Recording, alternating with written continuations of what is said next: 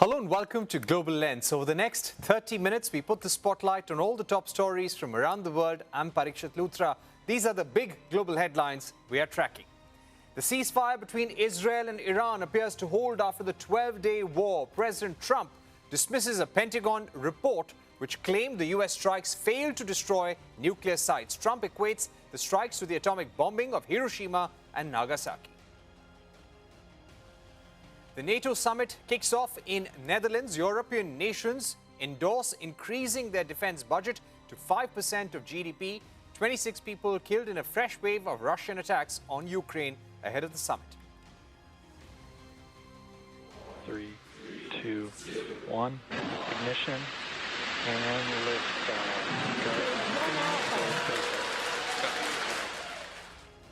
After multiple delays, the Axiom 4 space mission lifts off. Captain Subhanshu Shukla becomes the first Indian in space after 41 years, accompanied by astronauts from US and Hungary and Poland. They are scheduled to dock at the International Space Station by afternoon tomorrow.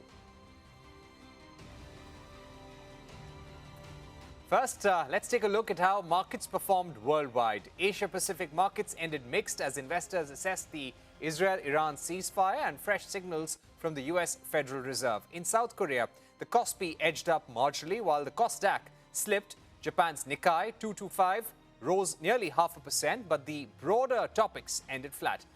Hong Kong's Hang Seng led regional gains, jumping 1.2%, while China's CSI 300 climbed 1.5%, boosted by renewed buying interest on the mainland.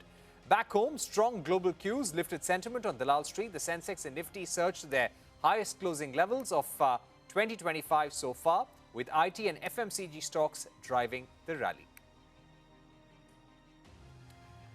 Let's dive straight into the big global story. The ceasefire between Israel and Iran, announced by the US President Donald Trump, appears to be holding for now. Both countries have publicly committed to the truce, and both Tehran and Tel Aviv claiming victory after a 12-day war.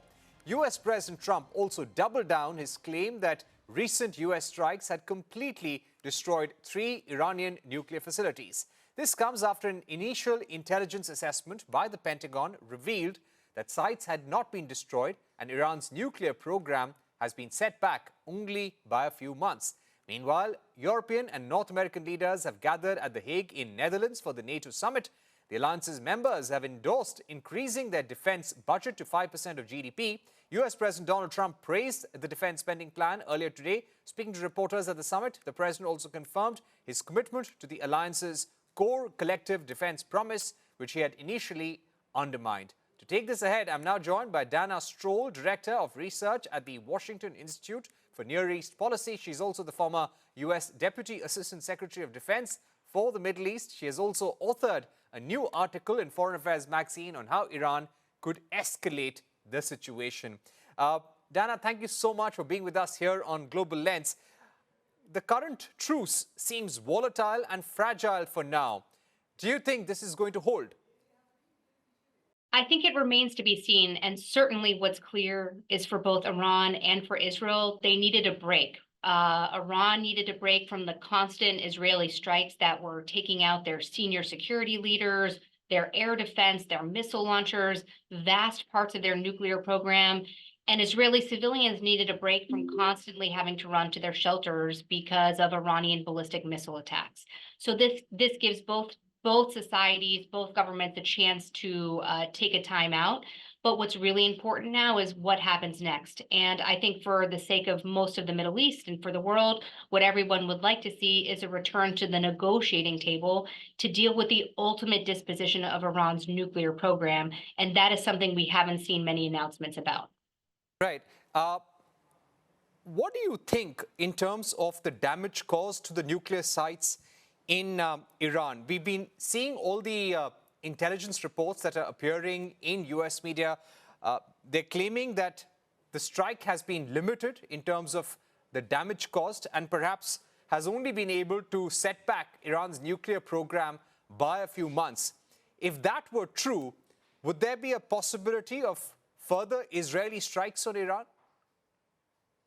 So, first of all, with respect to that intelligence report, it comes from only one of the 18 U.S. intelligence agencies that we have across the U.S. government. This was not coming from our Director of National Intelligence. And according to the reports about the report, it was made within the first 48 hours after the US strikes, and it was with a low confidence assessment, which means we don't really know much and we need more days to really do a true battle damage assessment as to what happened. But it's also important, I think, to recognize that there was never going to be any series of airstrikes, either from Israel or from the United States, that were going to completely neutralize and eliminate Iran's nuclear program.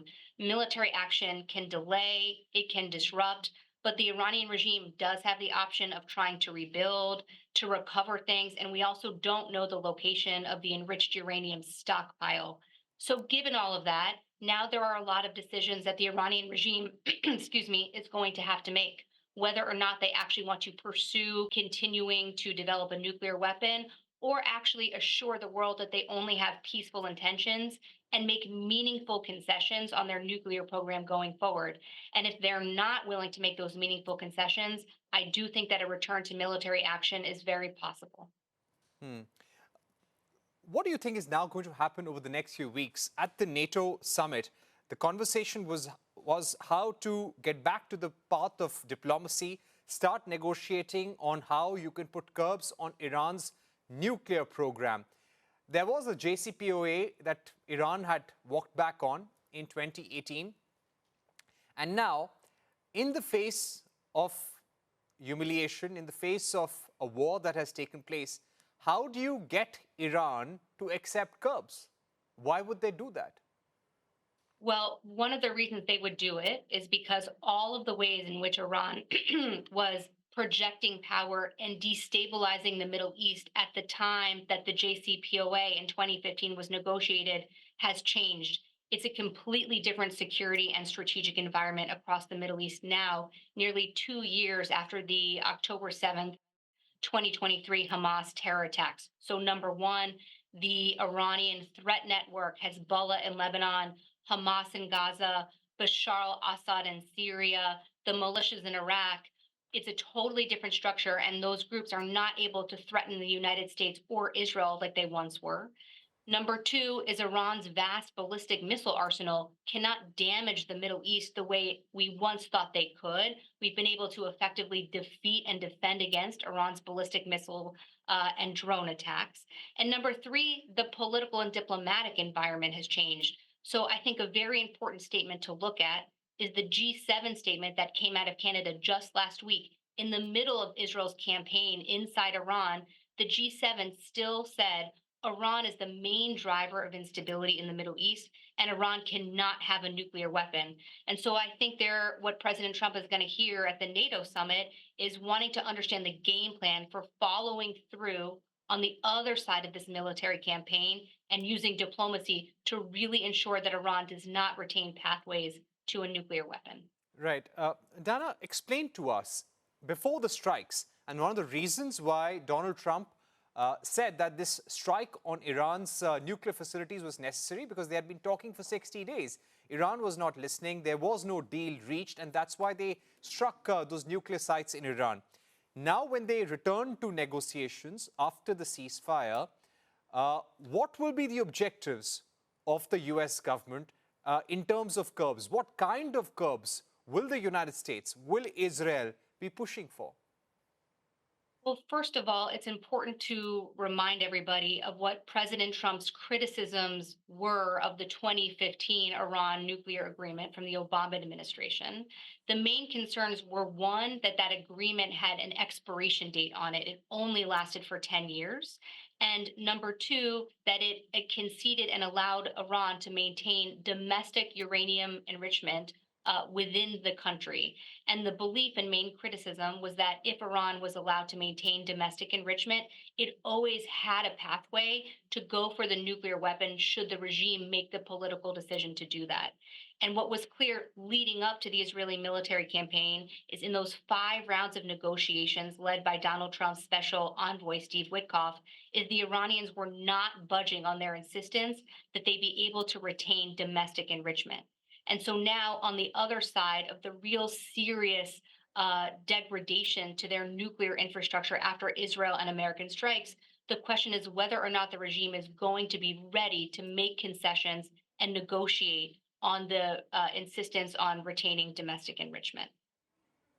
Right. So you're saying that essentially US would want a complete stop to further enrichment by Iran. They cannot have nuclear weapon grade fuel. That is what President Trump has been saying, that all pathways to an Iranian nuclear weapon must be blocked. Now, before this military campaign, what the Trump administration appeared to have been negotiating was something very similar to the 2015 JCPOA.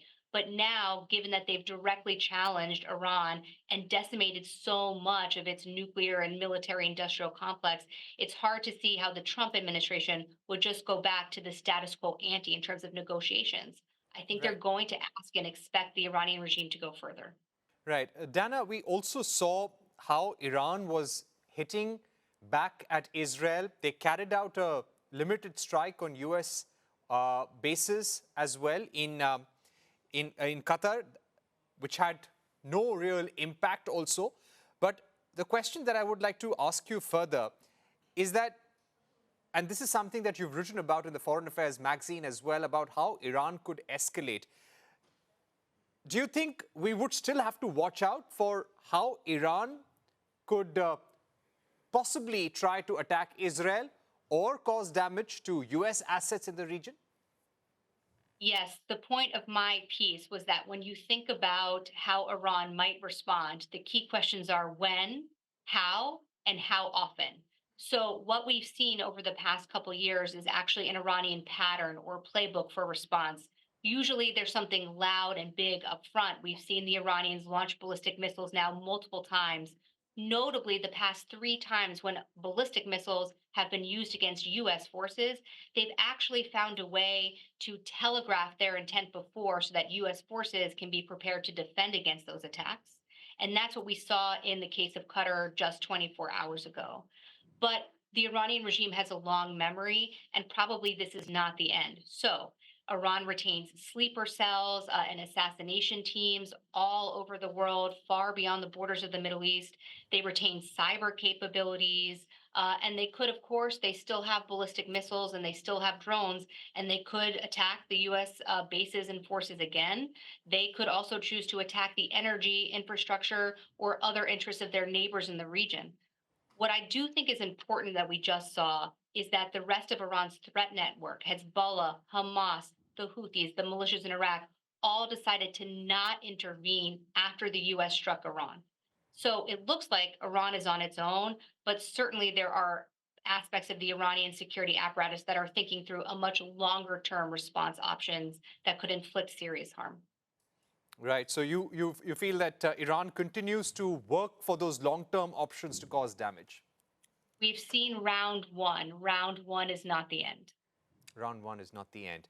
Thank you so much, Dana Stroul, for joining us for that very interesting conversation on the Israel-Iran war, the role of United States, negotiations on ending Iran's nuclear capabilities, and also how Iran could retaliate in the months and years to come. Thanks once again for being with us. Let's move on and get you more news from around the world. Israeli forces have killed at least 31 Palestinians in fresh strikes on Gaza. This includes 10 people who were killed while waiting for food at 8 distribution points. This comes as health authorities said the number of Palestinians killed in the war has crossed 56,000. The Israeli army has also confirmed that at least 7 Israeli soldiers were killed in combat in Gaza. At least 26 civilians have been killed in a fresh wave of Russian attacks across Ukraine. Several were injured in the ballistic missile attacks on multiple civilian sites. This comes as Ukrainian President Zelensky sought guarantees at a NATO summit of further Western help to repel Moscow's invasion. Indian origin New York Assemblyman Zohran Mamdani is poised to become the Democratic nominee for New York mayor. Political veteran Andrew Cuomo conceded defeat after Mamdani secured 43.5% of the vote. The general election for the next mayor of New York will be held on the 4th of November. Google-backed hardware startup I/O is suing OpenAI over its use of the name I/O after a $6 billion deal with Apple designer Johnny Ive. I/O says the name is too similar to theirs and could confuse customers. A judge has agreed to pause OpenAI's use of the name for now. OpenAI CEO Sam Altman says I/O's CEO had earlier tried hard to get OpenAI to invest in his company before choosing to sue. Altman dismissed the trademark infringement lawsuit, calling it silly and wrong. Tesla sales in Europe have declined for the 5th consecutive month. In May, sales across EU and Britain are down nearly 28%. On a year-on-year basis, Tesla's European market share has also dropped to just 1.2% in May from 1.8% a year ago. Time for a short break, but coming up, crude oil prices edged higher after declining over 10% in the last 2 days. We discuss the outlook with S&P Global's oil analysis director Zhuwei Wang on the other side.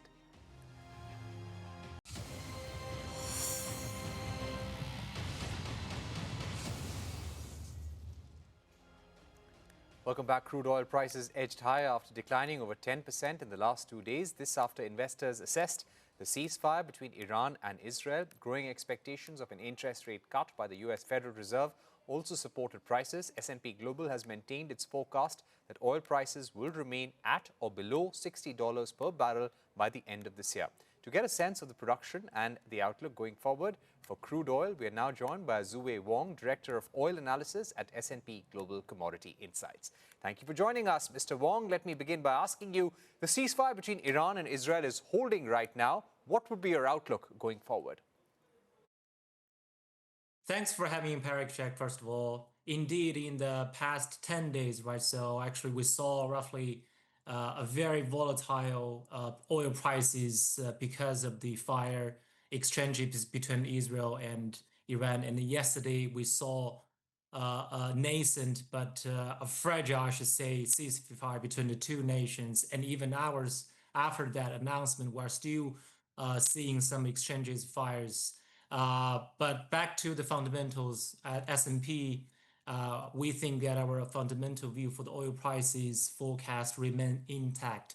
That is, looking through in the second half of this year, the supply growth of crude oil will still be outpacing the demand growth. And that means by the end of this year, we will see accelerated crude oil inventory build throughout the globe. And that means the oil prices will be facing a lot of downward pressure by the end of this year. So far, we are anticipating that by the end of this year, oil prices will likely be reaching down to below 60s, in December of this year. Zhuwei Wang, how do you also factor in the current uncertainties? If geopolitical tensions rise again in the region, how could that impact oil prices?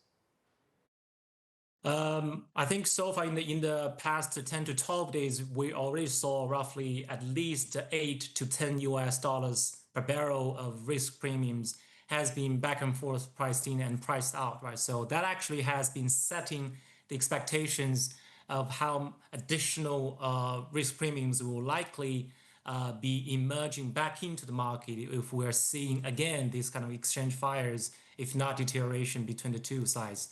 But still, we have to be careful about the scenario analysis, right? Because, just looking at the past 10 days, a lot of discussions going on regarding the closures of the Strait of Hormuz, which definitely is not in our base case. We actually highlight a lot of times in our first take analysis that historically, the Strait of Hormuz has never been completely shut down. There will be more or less some kind of disrupted trade flows, but actually has never been shut down.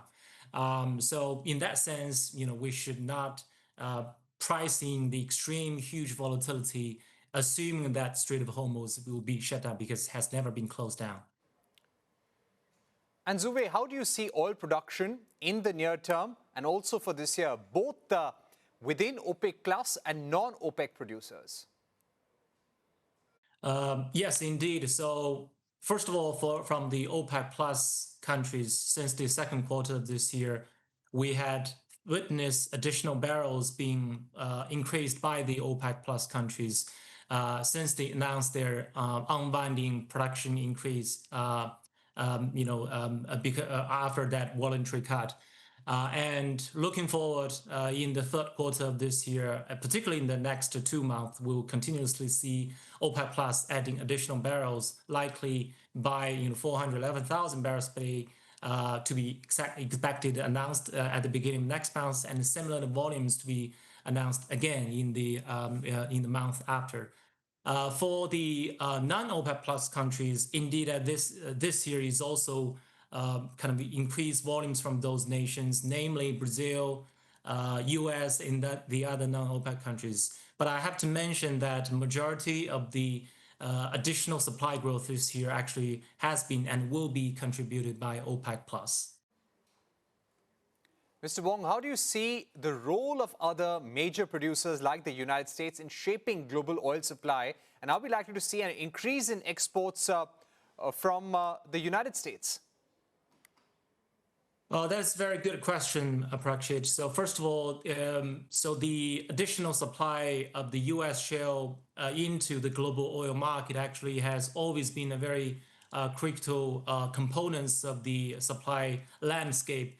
And a big reason, fundamental reason behind that is definitely about economics, right? So we're always talking about the break-even prices, and when the price is going higher, definitely that will be incentivizing additional supply and production of U.S. shale back into the market. On the other side, if the oil price is going down, likely end of this year or beginning of next year, then that will be constrained part of that production, which is our base case. If we let's say, for example, by the end of this year, oil prices will be diving below roughly $50 per barrel because of the additional surplus generated by the OPEC Plus nations, then that will cause huge problems in terms of dividend back to the shareholders of U.S. shale producers. And therefore, in our basics, actually, starting from somewhere in the second half this year or fourth quarter of this year, we will likely see kind of gradually going down of the U.S. shale production simply because the lower oil prices. And what do you think is the likely impact on India as a result of this uncertainty over oil prices? How does India manage the global situation? I think for India's case, I think, first of all, in terms of the de-escalations of the Middle East tensions, I think it's kind of good news for the India refiners, right? So because that means oil prices will be gradually going down, and then that will be helping to support the refining margins. But I think at the same time, the tensions so far is a very good reminder of the importance of diversifying the crude oil feedstock of the refiners, right? So I think India refiners has been doing a pretty good job in the past, at least a lot of years, in terms of diversifying their crude oil portfolios by taking additional barrels from the nations outside of the Middle East region, for example, Russia and the others. And going forward, I think the key question for India refiners is really to how to secure a relatively sustainable, stable supply if there will be more uncertainty of geopolitical tensions. All right, Zhuwei Wang, thank you very much for joining us on the trajectory of oil prices. So S&P holding its projection, saying that we will see oil prices falling and going lower because of oversupply in the market. Let's move on and get you trending stories from around the world.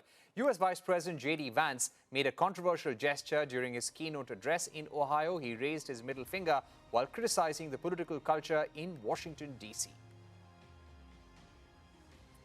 Amazon founder Jeff Bezos and journalist Lauren Sanchez are expected to arrive in Venice tonight for their 3-day wedding celebrations. According to reports, the couple's original venue was changed at the last minute due to heightened security concerns. Drones are being used to deliver essential mountaineering gear and eliminate litter on Mount Everest. As per estimates, approximately 50 metric tons of waste has been accumulated on the mountain range as a result of climbing activities and peak regulations. Italian luxury fashion house Prada introduced leather toe sliders identical to India's traditional Kolhapuri chappals, sparking an uproar. The brand launched the sandals with a hefty price tag without acknowledging the Indian heritage attached to the footwear. Critics arguing that stripping identity and context from traditional designs amounts to cultural appropriation. On the final cut this evening, after multiple delays, the Axiom 4 space mission lifts off. Captain Shubhanshu Shukla becomes the first Indian in space after 41 years, accompanied by astronauts from United States, Hungary and Poland. They are scheduled to dock at the International Space Station by afternoon tomorrow. Thank you very much for watching Global Lens. Goodbye. 3, 2, 1, ignition, and lift go.